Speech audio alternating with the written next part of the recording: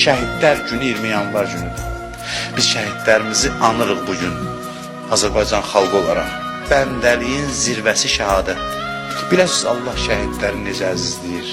Onda şəhid ailələri, qəmləri azalar, ürəklərində sevinç gələr. Şəhid anaları bizə baxır, ataları bizə baxır, bilirəm.